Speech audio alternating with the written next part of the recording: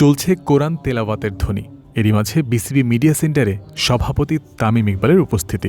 সশ্রদ্ধ সম্মানে তিনি অভিবাদন পেলেন অনুষ্ঠান স্থলে। দোয়া ও মিলাদ মাহফিলের আয়োজন।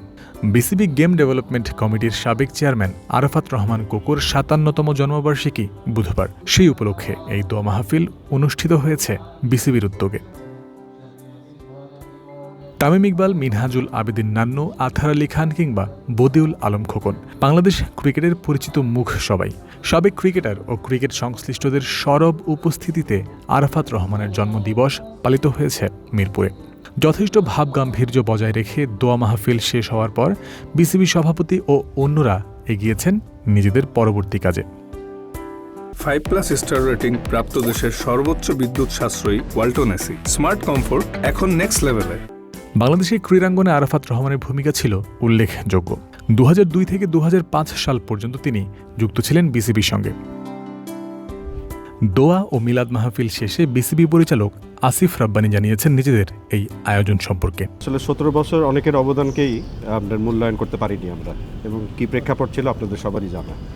তাই আজকে আমাদের সুযোগ আসছে, এবং বিসিবি যে মানুষটি মরহুম আরাফাত রহমান কোকো, ওনার ক্রিকেটে যে অবদান, এটা নতুন করে বলার কিছু নাই, আপনাদের সবারই জানা। আজকে বিসিবি যে পর্যায়ে আছে, যে পাইপলাইনগুলো উনি তৈরি করে গিয়েছে সেই সময়, যার সুফল কিন্তু আমরা পরে গিয়ে পেয়েছি।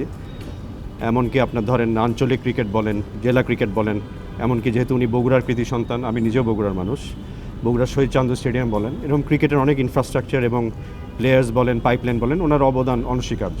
তো আজকে আলহামদুলিল্লাহ আমরা সুযোগ পেয়েছি আজকে এরকম একটা আয়োজন করার। তা আমরা ওনার জন্য দোয়া চাই, ওনার রুহের মাগফিরাত কামনা করছি, এবং আপনাদেরকে কৃতজ্ঞতা প্রকাশ করেছি যে আপনারাও যে এই দোয়ায় আপনারা এসেছেন, এই জন্য আপনাদেরকে কৃতজ্ঞতা জানাচ্ছি। বাংলাদেশ ক্রিকেটের অগ্রযাত্রায় ভূমিকা থাকা আরাফাত রহমান জন্মগ্রহণ করেন 1969 সালের 12 আগস্ট। যদিও মাত্র 46 বছর বয়সে পৃথিবীর মায়া ত্যাগ করেন তিনি। 2015 সালের 24 জানুয়ারি হৃদরোগে আক্রান্ত হয়ে মালয়েশিয়ায় শেষ নিঃশ্বাস ত্যাগ করেন আরাফাত রহমান। জয়ন্ত বিন্দু, ক্রিক ফ্রেন্সি।